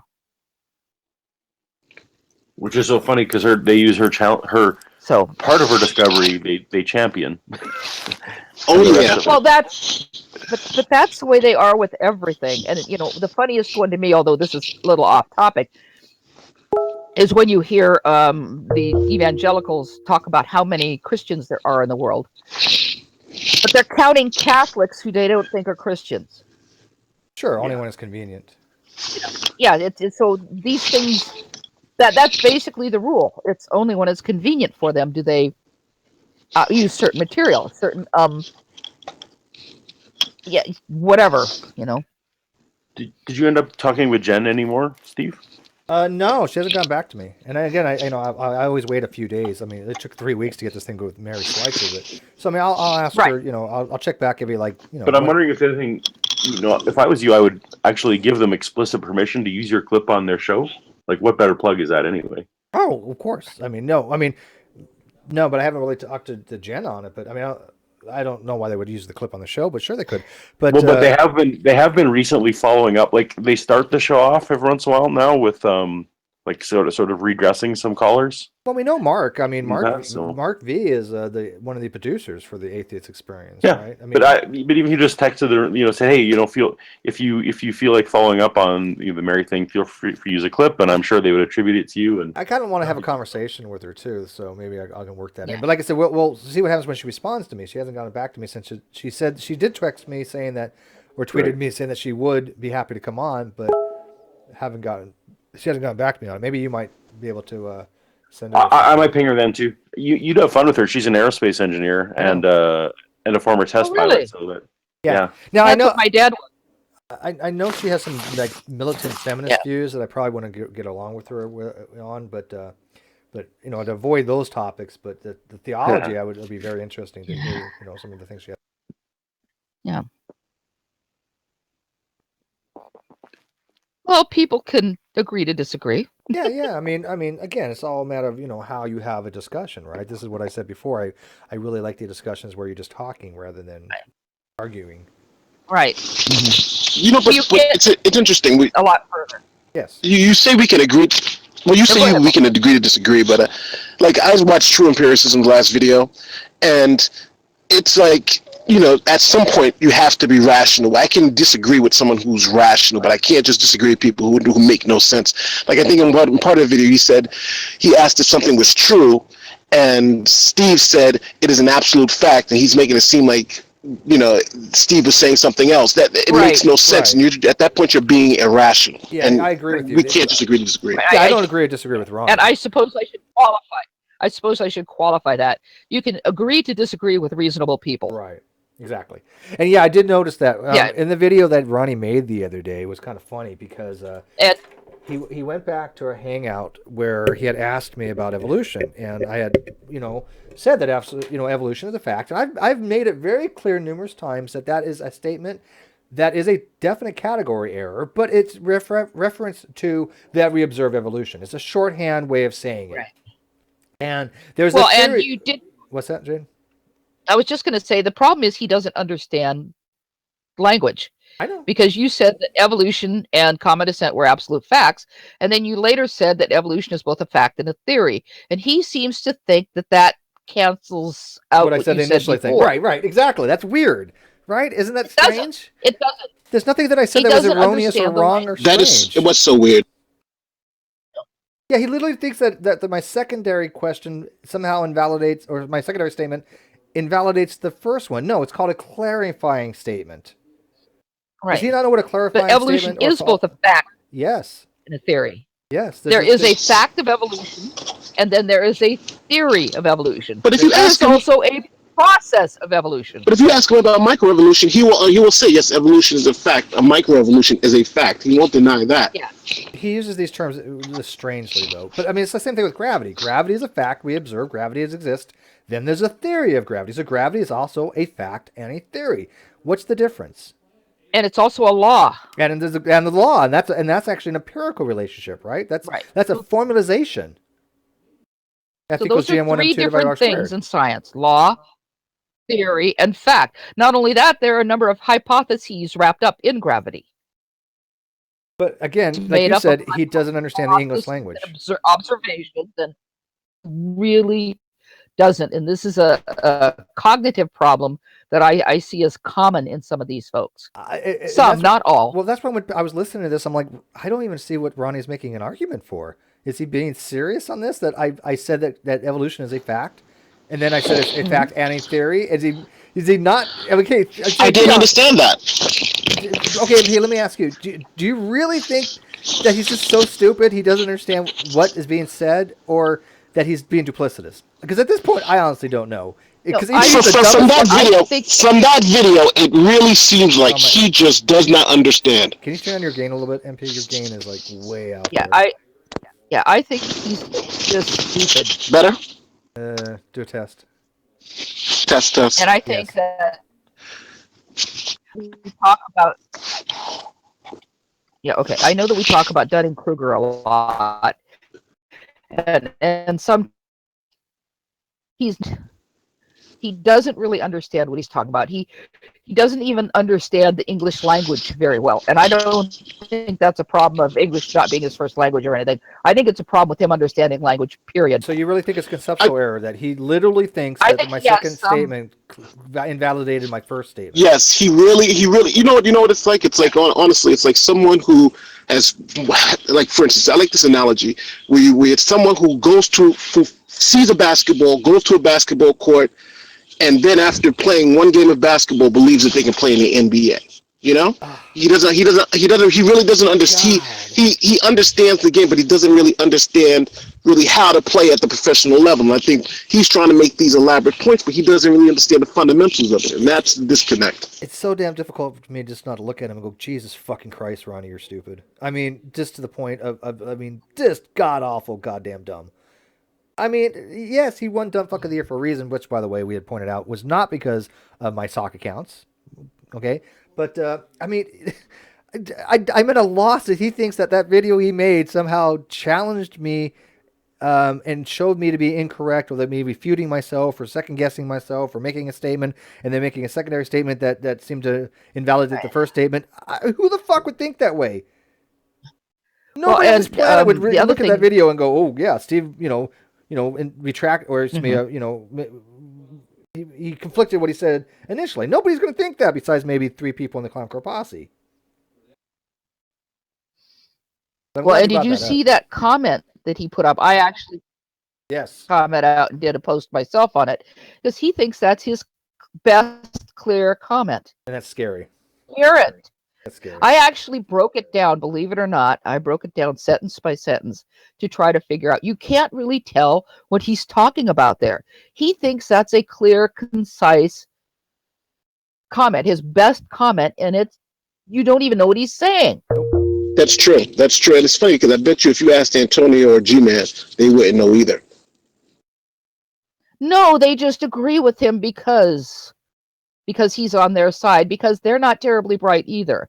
I mean, if you've bothered to listen to some of Antonio's videos on subjects, I don't listen anymore because it's too painful.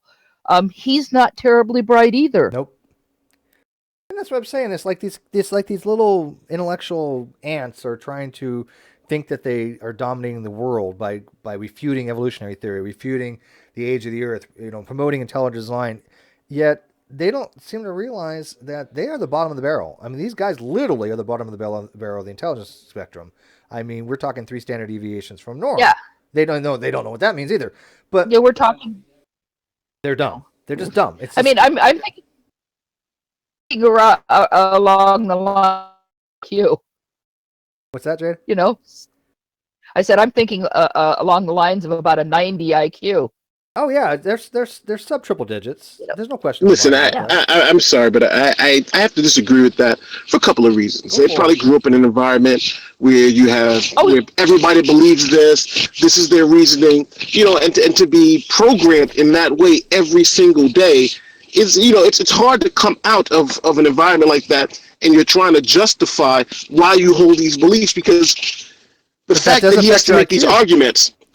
But I think the fact that he feels he has to make these arguments shows a wanting to learn. Just because they don't explain it in a formal way. No. I think there is something out there that can convince all of us of each other's positions, but we just don't know what it is. And I think right now they're so locked in and so trained and so programmed to believe this particular set of facts, which 90% of, which was like 80 to 90% of people also believe. It's. To them, it's convincing, but I think to some of us who've actually looked at it objectively, it's clear that it's not. Yeah, you may have had a point. Yeah, you're breaking up a little bit, but yeah, you may have had a point years ago, multiple. Not so much anymore. These guys do not want to learn. They do not want to learn. If they wanted to learn, they would ask people that know about these subjects and say, "Can you explain this to me?" Right? They've never done that. We have a lot of people, an awful lot of people in this community that are educated. I mean, the wealth of information we have in this community is mind-boggling if you actually, looked at it, right? And I've utilized these resources. I've tapped them before. I said, I don't know particularly about this. Let me ask somebody who does. And I've done that privately and I've done it publicly. They've never done this with anybody. And multiple. One of the reasons I don't go into hangouts with them anymore is because they don't listen and they don't want to listen. I've on a number of occasions, I've made a statement, and I'm met with derisive laughter. Explain that, but just laughing. I've heard how before. funny that is, and and I'm like, what did Jay say? That's funny. She's spot on. Right. Well, and because you try to explain laughing, trying to explain something, we're both fish and non-fish. Somebody brought that up, and I said, well. They're still lost on that concept.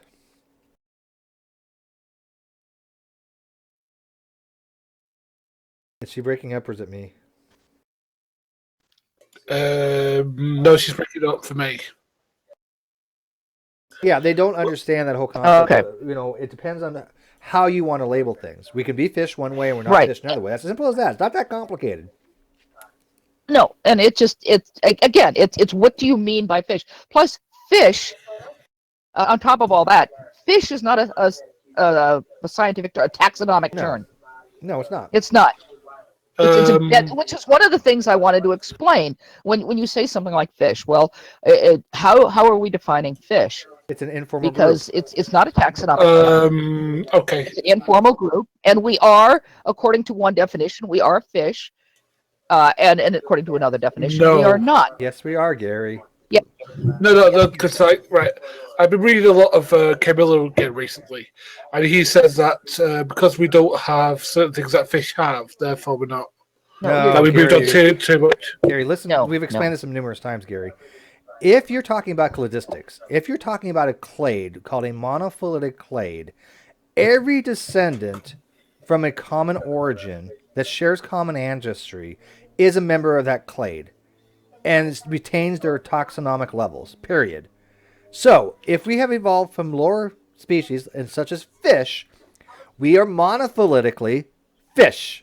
However, because of some reasoning that I don't really fully know, but besides the fact that it makes things easier to deal with, you can make things what's called a paraphyletic clade, meaning you take a specific group out of descendancy, out of that clade, okay, and you call it paraphyletic. In that case, we took out tetrapods from fish clade. And so anything that evolved from any kind of tetrapod is no longer considered a fish paraphyletically.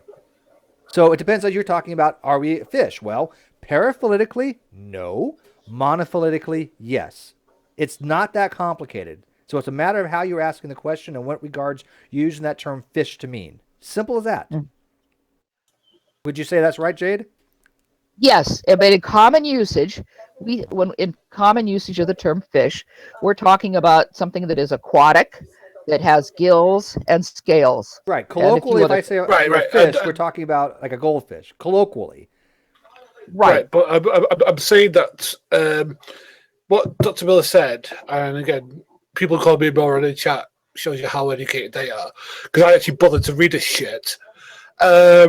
He said that there is that the change has been so significant that any sort of fish organs that we have been bypassed by the I think he said because fish aren't members of the mammal family, that therefore the different organs we have are very different from what a fish has. Right. Per se.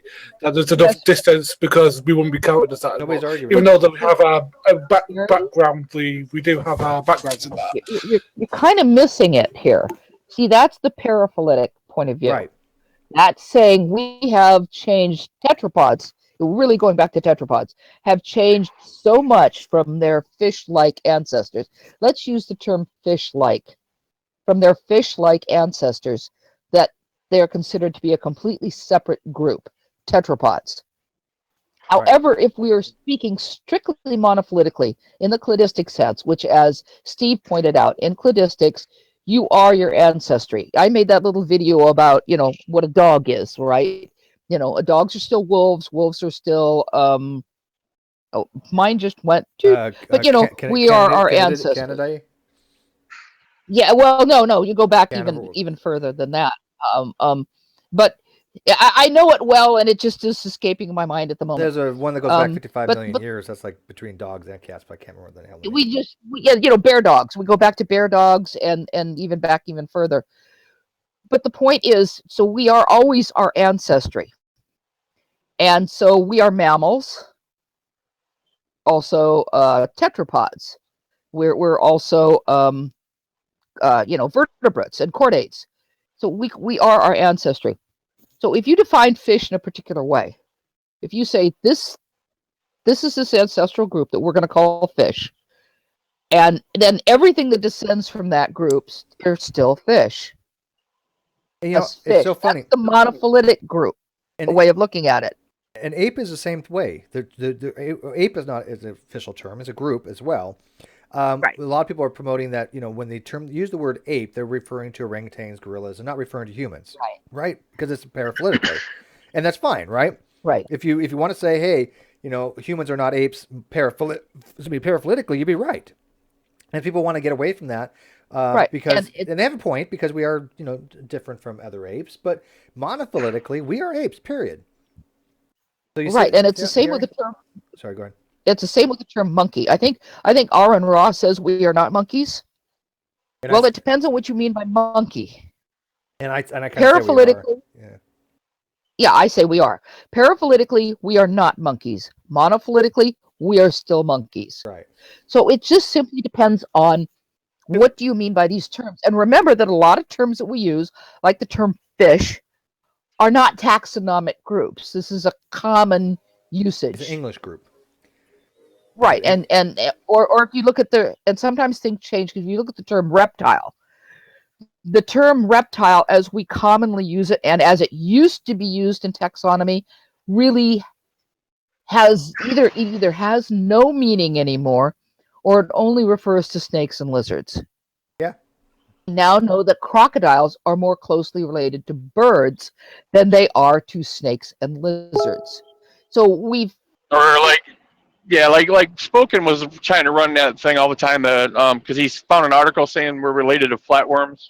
Yeah, he doesn't get that. We're flatworms. I've explained that to him as well. He's looking at something out of Wikipedia and not grasping what it's saying. He's looking at the type of cladogram or whatever the hell it was, and he's not understanding. It's just showing, different types of branches, and he thinks literally that means that Homo sapiens at one time were worms. He doesn't understand what he's looking at.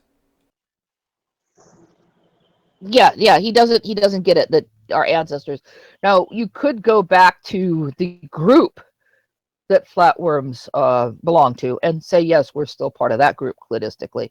But again, what are we speaking of? And the problem we have is how sloppy we are in our common language, which works for us as humans. It works for us. But when you start to talk in terms of science, or any field, actually, and Gary, you know that because you have your degree in the humanities and in literature. You know that there are certain words that have certain meanings in certain connections. The word tragedy, for example.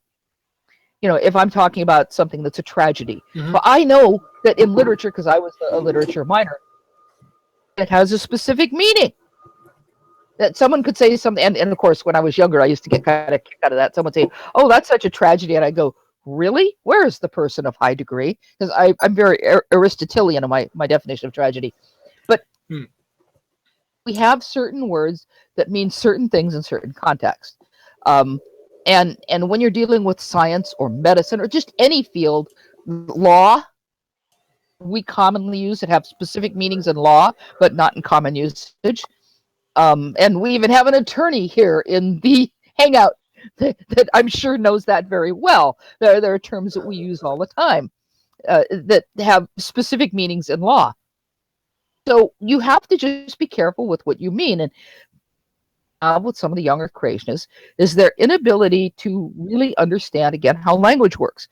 And when you're speaking specifically terms, we just need to know what we're talking about. For example, if we were having a conversation with Aaron Ra, he were to say, well, we're not monkeys. And we were to say, well, if you look at it monophyletically, and Aaron Ra would probably say, well, yeah, that's true, but I don't use that. I don't accept that usage. That's not the way I use the words, which I think we'd all be fine with. Okay, yes. We know what you mean by monkey. No problem. Well, that's where we have this disconnect. Is okay, but the point I was trying to raise is that he was talking about like genomically, DNA-wise, and stuff like that. We don't have anything phonetically. Now, maybe the stuff you're talking about is something different from that. And maybe that's something that maybe I need to get in my head. And again, when I'm asking questions like this, it's not because I don't accept evolution, I do. It's just so that maybe that the mistakes I'm making, I'm trying to clarify in my mind. So just so that those in the fucking comments can listen to this. Right. So yeah. So sorry. That's okay, Gary. I understand. You get frustrated, and I do too. But yes, Gary, we are fish and we are not fish, depending on how you use the term fish. Right. Which, while we're using the term fish, we need to remember it's not a taxonomic grouping. No, but so it's a certain grouping of animals who meet a certain descended from a common ancestor that were fish, right? We maintain our absolutely our hierarchy, right? Hey, but Jay, do you know why I think that the younger creationists tend to have a problem with the English language and meaning and context? Is the fact that I think a lot of them rely on equivocation and word games, and they made a living of it. And I think that they use that to defend their model a lot, so they kind of just lose their ability to actually understand that words can mean different things in different contexts. And as long as you're using the word, in different contexts appropriately, you're not committing any kind of equivocation fallacy. Equivocation is basically if I use a term differently in the same argument. Right. That's right. And don't forget they're also challenged as far as using parts of speech. They don't understand allegory. They have difficulty with sarcasm, and so on and so forth. So another problem we deal with. Well, because the one that I find the most, I don't know if you find this, but I don't know which book it is. It's in Richard Dawkins' book. And I know that what's his face? Roddy's used this a couple of times, where he says it looks like it's been designed, or it's like a computer. He always uses the computer analogy. Mm-hmm. And he doesn't understand that when Dawkins was using that, he was using it as an analogy to the point that to show how the brain had developed over many years through, many progressions. Well, this actually speaks to something that goes back to when I was studying literature. Ironically, it was when I was taking a German class, because our German teacher pointed out that in English we're very loose with some of the words we use, and yet in German it's very specific. For example, he said he was sitting in a classroom, and it was an English classroom, so he was just a guest, and there was a picture. The instructor was showed a picture to his class and said, okay, and there was a wall, and there was a corner, and there was a clock on the wall. So the instructor said to his class, okay, how would you say this properly in English? Would you say the clock is on the wall in the corner? The clock is in the wall on the corner? Would you say the clock was at the wall in the corner? Would you say the clock was at the wall on the corner? Would you say the clock was on the wall at the corner? And so on and so forth. And so he said, well, we have an English speaker here. Which one do you think it is?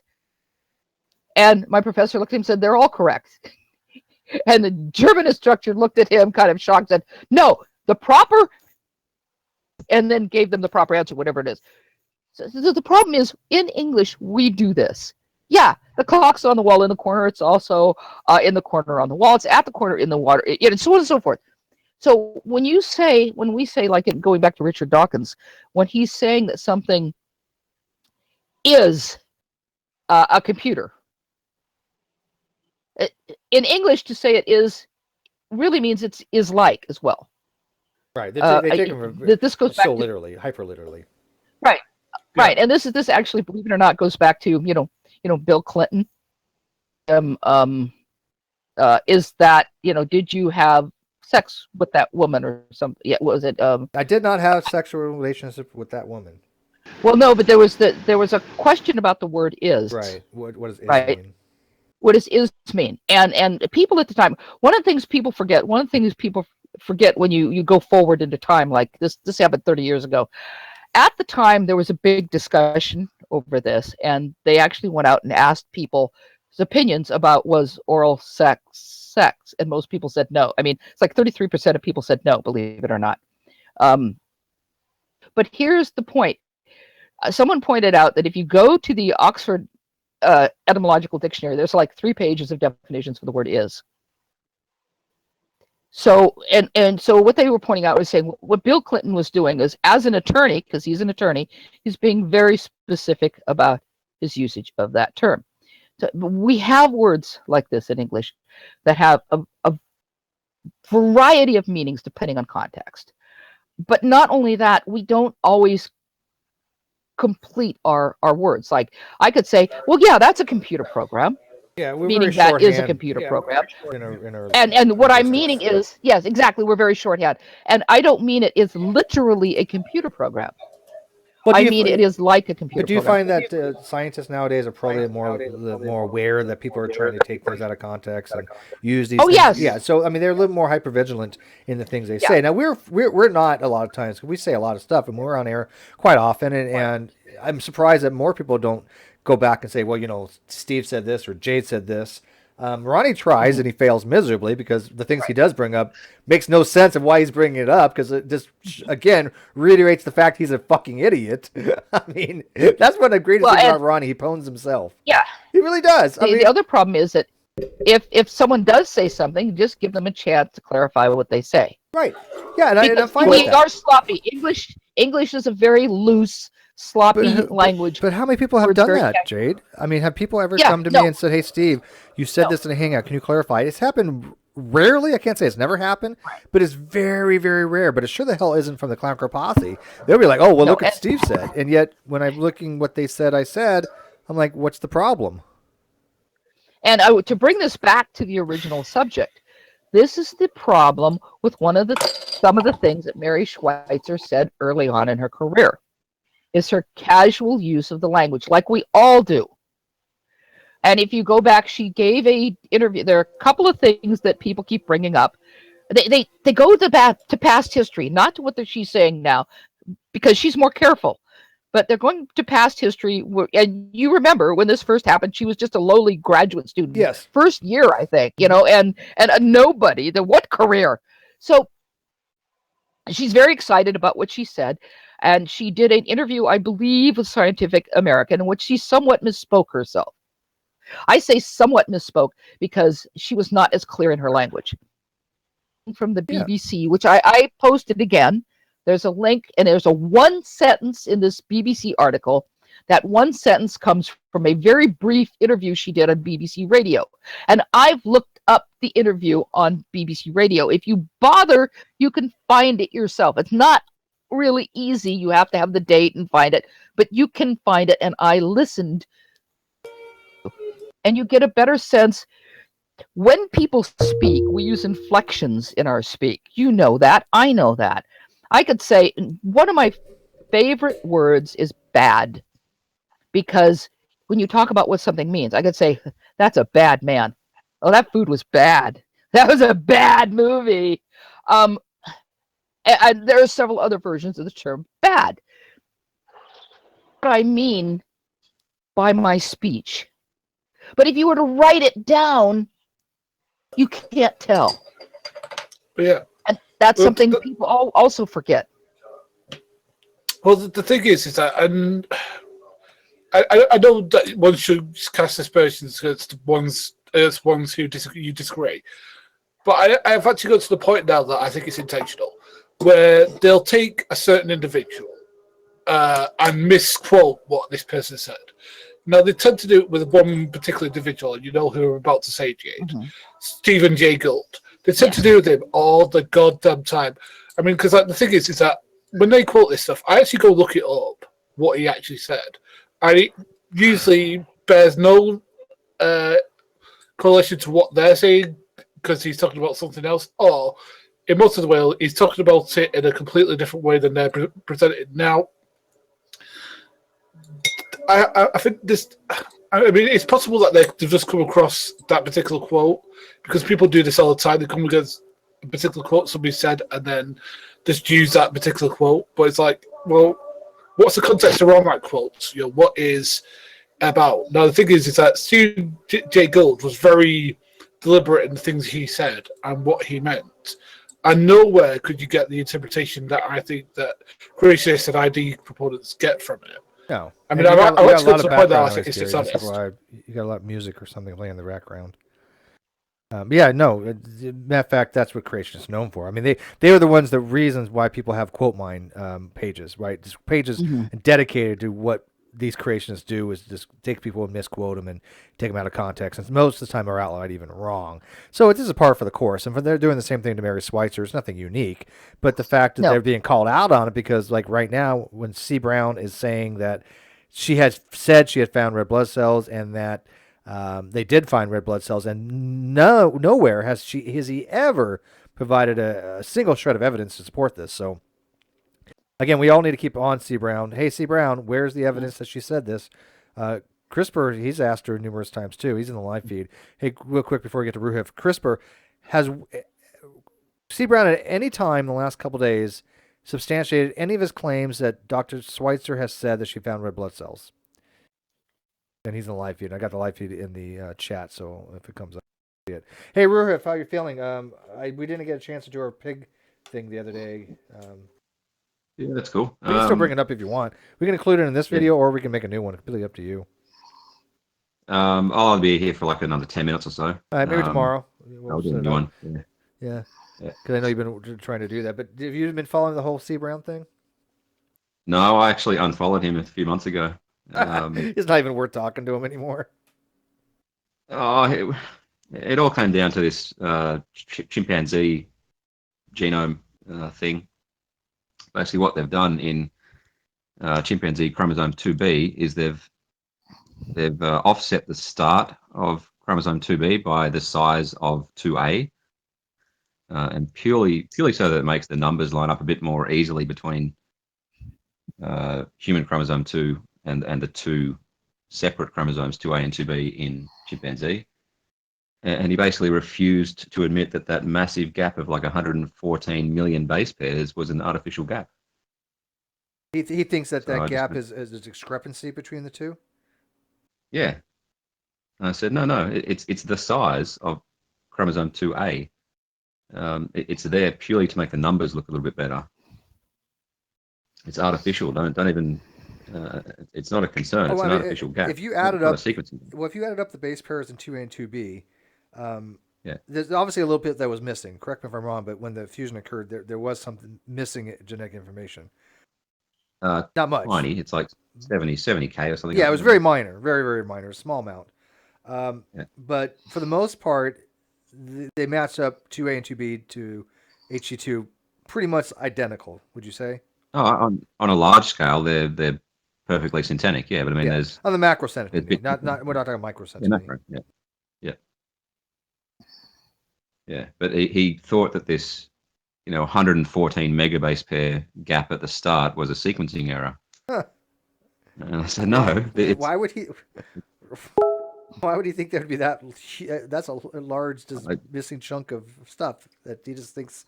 Oh well. Oh, nobody noticed this before. They can't be a relationship here because there's so much missing stuff. Yeah, it was pretty ridiculous. I mean, he's asked me for the karyotype comparison between humans and chimps, and I provided it. No, wait, no, I'm sorry, it wasn't him. It was somebody else. But I actually have put it out there before. If you look at all the other chromosomes, they look pretty similar as well. Yeah, it's an obvious. I hate using the word lie, but it was so obviously wrong. I think Seabrook does lie at this point. I'm not even giving the benefit of the doubt. I've done it for the longest time. I think these guys are outright lying and just duplicitous, and I don't know the reasoning for it, except that maybe it's some kind of mental conditioning they have that they have to lie in order to maintain their worldview, and they think that somehow their belief in Jesus justifies it. The outcome, is that the people believe them and get their soul saved. It must be okay to lie to people. Maybe that's their rationale. I don't know, but come on, Ruth. There's no possible way C. Brown could be this duplicitous when he has sat there for an entire day and said Mary Schweitzer has said that she found red blood cells, and then when you ask him for a citation and a source on this, he hasn't yet been able to provide one. That to me is just dishonesty. Because if you said, "Hey Steve, you made a claim, somebody said this, can you give me a citation where they said this?" Don't you think that if I can't find one, I'd be like, well, maybe I'm wrong on that? That's what a reasonable person would do. Yeah. So there's a great fear from that side in general of being wrong. But there's more than just being wrong. It's making a statement that somebody has said something that they didn't say. And a fellow Christian, no doubt. I mean, they're just like saying that she said this, and yet where did she say this? And she was so nice. I mean, I don't know why they would want to think that she's like, misleading people, because C. Brown even said, oh, well, she doesn't want to actually say what she really found because she's in fear of her job. She's not in fear of anything. She's a very prevalent, well-known, established scientist at this point who teaches students. She has nothing to worry about.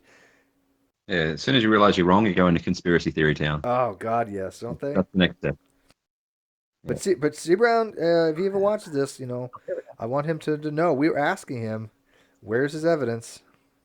Yeah, like I had a discussion with a flat earther a while ago about flight paths and how they are straight in geodesic 3D terms, but as soon as you flatten out a flight path to a 2D surface, it always curves. Correct. And then he started going on about how there's a conspiracy amongst pilots to, slowly turn left a little, Who is this that said that?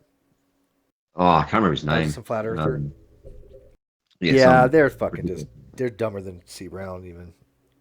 Yeah. Yeah, I mean, have you've I don't know if you have a pilot's license, I don't remember, but I mean, you definitely played flight simulators, right? Oh, yeah, I've been in actual flight simulators. They're awesome. Yeah. I mean, I don't have the actual ones, but I mean, I play flight simulator games. I've done flight plans. You do your navigation, and you want to say, okay, I want to fly this radio vector to this VOR, and you want to transfer off and hand off, and you do this maneuver. I think it's very fascinating and interesting how that works. But they don't understand if you're in level flight, you're in level flight because of gravity. If you wanted to go higher, right, you want to increase your altitude, the only way to do that, right, is to basically add thrust. Yeah. And they don't seem to understand that you're not going to fly off into space if you keep on a parallel direction on around Earth, as they seem to somehow suggest. No, you're going to follow the curvature of the Earth because you always have a downward vector of gravity towards the center of the Earth. Yeah. But I think you're being a bit mean, Steve, saying that they're lying, because again, you got to understand that they're getting their information from people who are lying to them. No, Gary. Gary, you're way off here again. If I ask them for evidence to support their claim, and they say, "Look, Gary said this," and I said, "Okay, where did Gary say this?" and they're never been able to show me where Gary said this, but they're like, Steve, it's all over the place. Gary said, okay, I'm gonna say, like, Gary said he's Jewish. I know you're Quaker, so Gary said he's Jewish. Okay, where did Gary say he's Jewish? Oh, well, it's all over the place. He did this in an interview. He did this in multiple hangouts. Okay, do you have any evidence of which hangout it is? Provide me the link. And you give me multiple links to various videos, and I watch every one of those videos, and nowhere does Gary say he's Jewish. And yet they continue to say, "Oh, you didn't watch the video because Gary says he's Jewish." Well, where's the timestamp? Oh, it's in there. At that point, to me, Gary, I think somebody has to be fucking lying. Sorry. Yeah. And that's what C-Round's doing. All right, so as I said, we did a study of Mary Schweitzer's book. Paper. Sorry, I do apologize. Me, Jade, I think it was Fiona. I'm not sure who else was there.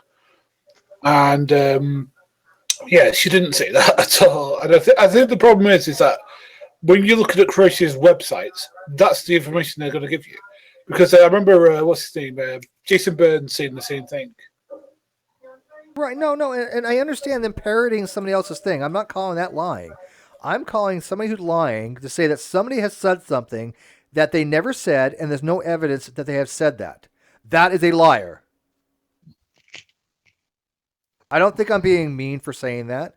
If somebody said, again, Gary or anybody else in here, hey, Ruhif said that Dr. Tompkins was absolutely right about his genomic analysis, I would be like, where did Ruhif say that? Right? And I would actually ask Ruhif, did you say this? Right? And we did that with Mary Schweitzer. We asked her about this. Right? And she was very adamant. No, we have not found red blood cells. We don't know what they are. We found something structure-like, but they weren't able to confirm what it is because of hemoglobin problems with the way the attachment. Again, I don't remember the technical specificities of it, but it's in her paper. If you want to go read her paper, she does mention in there why they couldn't determine. But at that point, I think somebody's lying. I mean, is it just me? I mean, does nobody else think that you cannot make a case for somebody being